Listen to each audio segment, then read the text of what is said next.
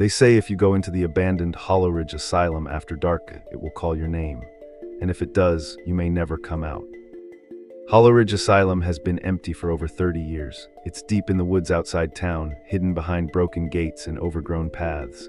Back when it was open, it was supposed to help sick people, but something went very wrong. People who live nearby rarely talk about it, and when they do, their voices get quiet and shaky. Even the police won't go near it at night. No patrol car, no flashlight, no siren, nothing. The building just sits there, waiting. Even in the day, the asylum looks wrong. The paint peels like skin, the windows are broken like empty eyes, and vines creep through cracks in the walls. The air smells old, damp, and a little like metal. The path to the main entrance is full of broken glass, rusted beds, and wheelchairs left to rot. It's like the forest is trying to swallow the building whole. The stories say Hollow Ridge was home to some of the most dangerous patients. In the 1970s, staff reported strange things. Patients would talk in voices that weren't theirs. Shadows moved on their own. Doors slammed without anyone touching them. People disappeared, but management ignored it. Then one night, a fire broke out in the East Wing. Dozens died. That part of the asylum was sealed off, but people say at night, lights still flicker behind the boarded windows. Sometimes they hear screams echoing in the forest. Over the years, thrill seekers tried to explore. Some went in and came back pale, shaking, and silent. Others never came out. Footprints would lead into the building and stop. That's why most people stay away. I first heard about Hollow Ridge as a kid. Local teens dared each other to touch the gates at midnight. Some said they felt hands brush their shoulders. Others said they saw shadows watching from the broken windows. I laughed at it back then, but something about the story stayed in my mind. Something that didn't feel right. Tonight we go inside, not for fun, not to prove we're brave. We go to see if the stories are true. The night is quiet. The forest around the asylum is still, except for the wind in the trees. Our flashlights cut small circles through the darkness. Each step crunches over gravel and broken glass, echoing like someone else is walking with us. The main doors groan as we push them open. A cold, damp wind hits us. The smell inside is strong mold, rot, and something like old medicine left to spoil. Shadows jump on the walls as our lights move. Every sound is louder, the dripping water, distant creaks, and maybe whispers. The first corridor has patient rooms on each side. The doors hang crooked. Some rooms are empty. Some still have beds and chairs in strange positions. Rusted medical tools sit where someone left them long ago. There's a feeling like we're being watched. Then a heavy thump comes from upstairs. Our lights shake in our hands, footsteps or something else. The sound stops. Silence fills the building, but it doesn't feel safe. It feels alive. Even the police won't go in after dark, but tonight they did, and what they found still haunts the town. The first police team arrived just after sunset. 3 officers, all experienced, had been called to investigate reports of strange noises at Hollow Ridge. As their patrol car rolled up the overgrown drive, the asylum loomed ahead, dark and silent. The broken gates rattled in the wind, and the forest seemed to close in around them. Officer Davis stepped out first. His flashlight cut a narrow path through the darkness. "Feels wrong," he muttered. Officer Reynolds laughed nervously. "It's just an old building. Nothing in here can hurt you." But even as he spoke, a cold breeze blew past, carrying the smell of damp earth and decay. They pushed open the main doors. The hinges squealed, echoing down the empty corridors. Inside, the air was thick and heavy. The smell of mold, rust, and something sharper, almost like iron, made their stomachs twist. The floorboards groaned under their weight. Every sound felt louder. Every shadow seemed to twitch. The officers split up, moving slowly. Their radios crackled with static, but no one answered on the other end. The first few rooms were empty, just broken furniture and dust. But then in one of the rooms, a chair suddenly slid across the floor, as if someone had pushed it. The officers froze. Nothing was there. "Did you see that?" whispered Officer Martinez. Davis shook his head, eyes wide. "No, but I felt it." They moved forward, flashlights sweeping the walls. Shadows danced across peeling paint and broken windows. Every corner seemed darker than the last. The temperature dropped suddenly. They could see their breath. In the main hallway, a low thumping began, slow, heavy, and rhythmic. It sounded like footsteps, but not their own. The sound moved around them, circling. They spun, shining lights into empty corridors. Nothing. And then a faint whisper came. "Get out, get out." It was so soft that at first they thought it was the wind. But then the whisper repeated, louder, sharper. Officer Reynolds tried to call it in over the radio. Static. Then a loud bang echoed through the building, making them jump. The floorboards above creaked, like someone or something was walking overhead. Every instinct screamed to leave, but no one wanted to admit it. They pressed on, drawn deeper into the asylum. They found the old therapy rooms next. Mirrors hung cracked on the walls. The lights above flickered, though no electricity had been running here for decades. One of the officers shined his light on a mirror and froze. A shadow moved behind him in the glass, though no one was there. He turned around quickly. Empty hallway. The officers started to hear more, soft footsteps echoing behind them, doors creaking, distant cries, even laughter, high-pitched and broken. Each sound made the air feel heavier, harder to breathe. Officer Davis's flashlight flickered, then went out for a second. When it came back, the hallway looked different. Something had moved. A chair, a small table, a piece of paper, all shifted slightly, as if unseen hands had touched them. "Maybe we shouldn't be here," Officer Martinez said, voice trembling. Davis nodded, but Reynolds insisted, "We need to see the East Wing. That's where the last reports came from." "Just a quick check." They didn't know that the East Wing had been sealed for decades. As they approached the sealed doors, a cold wind rushed out as if the building itself was warning them. The smell of iron and smoke was stronger here, almost choking. One officer reached for the old lock, and the chain rattled violently, though no one touched it. Behind them, a door slammed shut with a deafening bang. Their flashlights flicked wildly, shadows dancing across the walls. Then the sound of heavy breathing, not theirs, not anyone they could see. It came from the darkness beyond the locked door, low, growling and uneven. Each breath felt like it was pressing against their skulls. The officers tried to step back, but the floorboards groaned under something unseen. And just as they were about to run, a scream echoed from somewhere deep inside the asylum. Long, high-pitched, human, but not human at the same time. Officer Davis raised his radio. We need backup," but the radio only hissed static. Then the lights flickered again, and in the corner of the hallway something moved. A dark shape, fast gone before they could focus. Their hearts raced. Panic began to set in. And then every door in the hallway slammed open at the same time. A chorus of violent banging and whispering filled the air. The officers were trapped in the corridor, frozen, their flashlights trembling in their hands.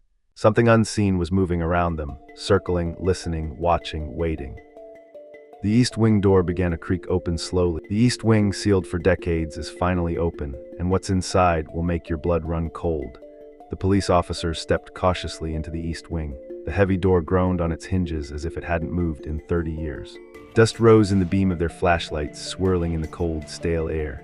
The temperature dropped sharply, and the smell of smoke and rust was overwhelming. Something felt wrong. The corridor was long and narrow. Peeling paint hung from the walls like dead skin, and the floorboards creaked under each careful step. The faint sound of dripping water echoed through the darkness, mixing with soft, distant whispers. The officers froze, listening. It was impossible to tell where the whispers were coming from, or if they were even real. The first room they entered was a patient room. A rusted bed sat in the center, the mattress yellowed and torn. On the wall, scratches formed shapes too chaotic to understand. A small chair lay overturned, as if someone or something had been dragged out of it. The officers felt their stomachs tighten. Every object in the room seemed to hum with energy, like it remembered the pain it had witnessed. "Look at this," whispered Officer Martinez, pointing at a small table. On it lay a patient file, covered in dust. The name had faded, but the notes inside were shocking. They detailed treatments that seemed cruel and unusual, experiments, restraints, long periods of isolation. Some pages were stained dark, almost like blood. The officers exchanged uneasy glances. As they moved further down the hallway, they found a therapy room. Mirrors cracked and yellowed with age covered the walls. In one corner, a wheelchair sat as if someone had just abandoned it. Nearby, medical tools lay scattered, syringes, scalpels, metal restraints. One officer's flashlight landed on a small notebook. The pages were filled with handwriting, patient confessions, scribbled in panic. Some words were simple: "They are here, they watch me, I can't sleep." Other pages were only scratches, frantic marks that made no sense at all. A faint noise echoed from the next room, soft tapping, like someone walking on tiptoe. The officers froze. "It's probably just the building settling," Davis said, but even he didn't sound convinced. They shined their lights down the corridor. Shadows twisted along the walls, stretching longer and darker than they should have. Every step they took seemed to echo in a way that made the hallway feel alive. In one room, they found something that made all three officers stop cold. A small closet door was slightly open. Inside were dozens of dolls. They were old, some missing eyes or limbs. Each doll was sitting upright, facing the door as if they had been watching the hallway for years. The smell in the room was stronger now, sour, like rot and something else, something chemical. Officer Reynolds reached for a doll, and it fell toward him on its own. He stumbled back. The others didn't say a word. They continued, entering more rooms. Each one told the same story. Abandoned beds, overturned chairs, patient belongings left behind. But then they found something worse. On the floor of a small room was a pile of photographs, black and white pictures of patients, staff, and rooms. Some faces were smiling, but others were contorted in terror, their eyes wide, staring directly at the camera as if pleading for help.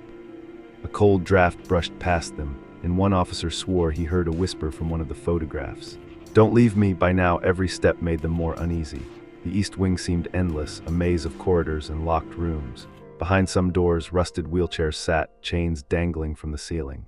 In one corner, a small medical trolley had toppled over on its own. Each room seemed connected by an unseen presence, a force that made them feel watched, followed, hunted. And then they found the final room. It was a small office at the end of the wing. Papers littered the floor. A desk lay overturned. On the wall, scribbles covered every inch, some scratched into the paint. But the worst part was the smell. It was stronger here, metallic and sharp, like blood and decay mixed together. As they shined their flashlights around, they saw it. A single chair in the center of the room, restrained straps dangling, stained dark. And beneath it, a dark, wet mark on the floor that looked fresh. The officers froze. Their radios crackled, then went silent. The whispers grew louder, echoing off the walls in a chorus of soft, pleading voices. They were no longer sure if they were alone. Something unseen was moving just outside the door, brushing against walls, shuffling along the floor. Every instinct told them to run, but curiosity rooted them in place. Then from somewhere deeper in the east wing, a loud metallic clang echoed, like a chain hitting the floor. A shadow darted across the far wall, fast, too fast to see clearly. It vanished before they could focus, leaving only darkness. The officers' flashlights shook in their hands. Something was here, moving among the abandoned rooms, waiting. And just as they were about to leave the room, a low, raspy whisper came from the corner. "You shouldn't be here." The lights flickered violently, then went out completely, leaving the east wing in total darkness. And in the blackness, they heard it, soft, slow footsteps approaching toward them. Imagine walking through a building where nothing is alive, but everything is watching you. Tonight, that's exactly what the police faced in Holleridge Asylum. After the lights went out in the east wing, the officers froze in total darkness. Their flashlights flickered weakly, barely enough to see their own hands. A cold wind rushed past them, carrying the smell of mold, rust, and something darker, like iron mixed with fear itself. The whispers had grown louder. They weren't soft now. They were urgent, desperate, almost pleading. "Leave, leave, leave." Every step they took made the floorboards groan, but there was another sound now, footsteps behind them. Heavy, dragging, slow, and uneven. The officers spun around, nothing. Shadows stretched and twisted along the walls, shifting with the flickering beams of light. But the feeling was unmistakable. They were being followed. Something unseen was moving with them, watching them, waiting. Suddenly, a chair from one of the patient rooms crashed across the floor. The sound echoed through the east wing, making the officers jump. Their flashlights wobbled, and for a second, one of them saw a figure standing in the corner, a shadow, tall and still. When he focused, it was gone. Only darkness remained, pressing in from all sides. They tried to move forward, but the hallway seemed different. Doors that had been closed now hung open. Objects that had been on the floor were scattered. A small table from a previous room was now lying upside down in the corridor. In the air, it was heavier, colder, like ice pressing against their skin. Their breaths came in short gasps. From somewhere above, a loud banging started. The floorboards creaked violently, like something or someone was walking across the ceiling. Then the walls themselves seemed to groan, low and mournful, almost like the building itself was alive and angry. The officers' hearts raced. Their radios crackled, static, nothing else. They were completely cut off. One officer shined his light into a therapy room. The walls were covered in scratches, deep, frantic lines, twisting into shapes that didn't make sense. Then a cold hand seemed to brush against his shoulder. He spun around, empty hallway. The whisper came again, right in his ear. "Go now." The officers pressed on, terrified but determined. They entered a small storage room. Flashlights illuminated old wheelchairs, trolleys, and boxes of medical supplies, all coated in dust. But then something moved. A rusted wheelchair slowly turned by itself, facing the door. A faint scraping sound came from the ceiling, like nails dragging across wood. The officers froze. One whispered, "This isn't real, this can't be real." But deep down, they knew it was. As they moved toward the end of the wing, the flickering lights grew worse. Shadows leapt along the walls, some appearing humanoid, some twisted and unnatural. Papers flew off desks, clattering across the floor as if thrown by invisible hands. One officer's flashlight fell to the ground and spun around slowly, pointing at the far end of the corridor. There, a figure stood, pale, tall, and motionless, watching them. Then it vanished. A door slammed shut behind them. The sound was deafening, echoing through the entire wing. The officers tried to open it, but it wouldn't budge. From somewhere above, a low, growling noise rumbled through the floor. The whispers rose to a chorus now, overlapping voices in different tones. Pleading, angry, sorrowful, they couldn't tell if the sounds came from people or something else entirely. Suddenly, one of the officers felt something cold wrap around his ankle. He stumbled, falling to the ground. The others tried to help him up, but the floor beneath them seemed to shift, almost like it was alive. Shadows twisted around them, crawling along the walls, reaching toward them. The air felt thick, almost solid, and every breath burned their lungs. They tried to shout to call for backup, but their voices were swallowed by the building. Their flashlights flickered again, and in that brief moment of darkness, a figure appeared right in front of them. Its face was pale, hollow, eyes dark voids, and it moved with a jerky, unnatural rhythm.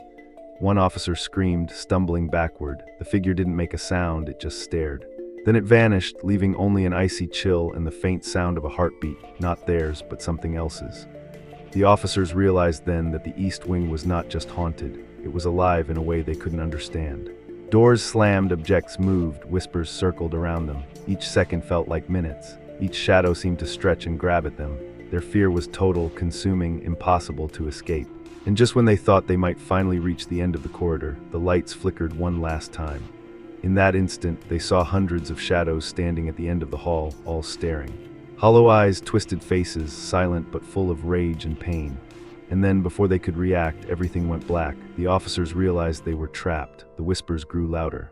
"You belong here forever," and then a cold, deep voice echoed from the walls. "Do you want to leave or stay with us? If something like this happened to you, would you run? Or would you be curious enough to explore a place like Hollow Ridge Asylum yourself? Think about it, because some places are better left alone." Sometimes curiosity is deadly, and tonight, the police learned that the hard way. The officers were trapped. The East Wing seemed to close around them. Doors slammed on their own, hallways twisted as if the building itself was alive. Every step they took echoed unnaturally, bouncing off walls that seemed to move closer. The cold was unbearable now, biting through coats and uniforms. They tried the main corridor, but it no longer led back to the exit. Shadows crawled along the walls, twisting, stretching. Whispers filled the air, a chorus of voices speaking at once. "You can't leave, you belong here." Panic set in. One officer, trembling, tried to radio for help. Nothing. The radios were dead, static and whispers, nothing else. A sudden sound made them jump, a wheelchair rolling across the floor, moving as if pushed by invisible hands. It stopped abruptly in front of them. The lights flickered, and for a brief moment, they saw something crouching in the shadows. A pale figure hunched and staring, its face hidden in darkness. Then it vanished. As they moved forward, they found a long hallway with dozens of doors on each side. Each door slammed open one by one, violently, making their hearts pound. From inside the rooms came strange noises. Chains dragging, footsteps pacing, soft moans, and sometimes laughter, high-pitched and broken. The officers huddled together. Fear made their hands shake, their breaths come in ragged gasps. Then the temperature dropped even further. Their flashlights barely cut through the darkness. Their breaths became visible, clouding in front of their faces. They heard something behind them, slow, deliberate footsteps. They spun, shining the lights, nothing. But the feeling of being watched was stronger than ever. One officer tripped over something on the floor. Looking down, he saw chains coiled in a circle, moving as if alive. A whisper hissed, "You will stay," he screamed. The shadows around them seemed to pulse, closing in. Objects flew across the hall, a chair, a medical trolley, even an old cabinet. They hit walls and floors with deafening crashes. They tried to escape through another hallway, but it looped back to the same corridor. The asylum was no longer a building, it was a trap. The walls themselves seemed to push them back. One officer reached for a door, yanking on the handle. The door slammed shut violently, locking him inside a small room alone. His flashlight flickered, and in the corner, he saw dozens of dark shapes pressing against the walls. The whispers grew louder, almost unbearable. "Forever, forever, forever." The officers realized then that this was no ordinary haunting. Something inside the East Wing was alive, feeding on fear, trapping anyone who dared enter. They clutched each other, hearts pounding, knowing the only way to survive was to face what lurked in the darkness.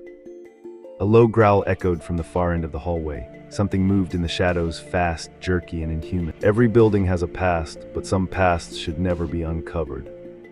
Trapped in the East Wing, the officers stumbled upon a small office. Dust covered the floor, papers were scattered everywhere, but there, amidst the chaos, they found journals, photographs, and old patient files. The pages were yellowed, edges torn, but the words were clear enough to read. The journals belonged to staff members from decades ago. They detailed treatments that were cruel and terrifying. Patients were restrained for days, subjected to experiments, and left in total isolation. Some staff admitted to seeing shadows that moved on their own, to hearing whispers at night. One journal ended abruptly, "I fear what we've awakened. If it leaves the East Wing, there will be no escape." Photographs were worse. Faces of patients stared directly at the camera, eyes wide in terror. Some had scratches and bruises that couldn't have come from accidents. Others were contorted in expressions of pure fear. And in every photograph, if you looked closely, there seemed to be a shadow behind the subject, a shape that didn't belong. As the officers flipped through the journals and photographs, whispers circled the room, soft at first, then growing louder. "Remember us, see what we saw." The air felt thick, heavy, pressing down on their shoulders. One officer felt a hand brush his cheek. He spun around, empty, but the whisper came again, "Don't ignore us." They explored more rooms, rusted wheelchairs, overturned beds, surgical tools left to decay. Chains hung from the ceiling. Some rooms smelled of blood and decay. Each object seemed to scream, a silent witness to the horrors that had occurred here. They realized the asylum hadn't just been abandoned. It had been a place of suffering, pain, and death. And somehow, the pain had never left. From one room came a soft sobbing. They approached slowly. Shadows flickered as if alive. In the corner, they found a small pile of patient belongings, shoes, clothing, toys. Among them was a journal filled with the handwriting of a patient, terrified and alone. "They come at night, I can't hide. Please don't let them take me." The whispers became voices, clear enough to understand now. Names being called, cries for help, warnings. Each room told a story, each object a memory of someone who had suffered. And the officers knew that these weren't just echoes of the past. The spirits were still here, trapped, angry, watching. Then from the darkest corner of the office, a shadow rose, tall, fast, and horrifying. Some things you don't want to see, but tonight they couldn't look away. The shadow loomed closer. The officers could barely see it, but they felt it. Cold, heavy, suffocating. Their hearts pounded. The lights flickered violently. The whispers became screaming, a deafening chorus of anger, fear, and pain. The figure was faster than any human. It moved jerkily, unnaturally, circling the officers. Chains rattled as if it carried them. Its presence was overwhelming, dark, suffocating, and hungry. One officer swung his flashlight, and the beam passed through it like it wasn't real, but the chill it left in the air was real. Objects flew across the room. Chairs, papers, even a small metal cabinet slammed into walls. The officers tried to run, but the hallways had shifted. The East Wing no longer had a fixed shape. It twisted around them, trapping them. The whispers now screamed in unison, "You cannot leave, you belong here." A figure appeared in front of them briefly, a pale, hollow face, eyes deep voids, mouth stretched in a silent scream. Then it vanished. From above, chains rattled like lightning striking wood. The officers huddled together, backs against each other. The cold pierced them like knives. Their flashlights flickered one last time, and in that instant, the shadows seemed to surround them completely. And then silence, but it wasn't peace, it was a warning. Some places let you leave, but they never really let you go. When the officers finally found the way out, it was like the asylum had released them reluctantly. Doors swung open, hallways aligned, and the cold, heavy air lifted slightly. But the whispers didn't stop, they faded, lingering in their ears like a warning, "We are always here." Outside, the moon was full, casting pale light over the overgrown path. The forest was quiet now, too quiet. The officers were shaken, pale, and silent. They had seen things that couldn't be explained. Shadows, whispers, moving objects, things no one would believe. But Holleridge Asylum had left its mark on them forever. They didn't speak of what happened for weeks. They didn't laugh anymore. Each sound, each shadow reminded them of the East Wing. Some nights they swore they could hear whispers in their own homes. Holleridge hadn't let them go, and it never would. For anyone thinking of visiting, be careful. Some doors should never be opened. Some shadows should never be seen. Some places should be left alone. So tell me, if something like this happened to you, would you run? Or would you dare to step inside a place like Holleridge Asylum?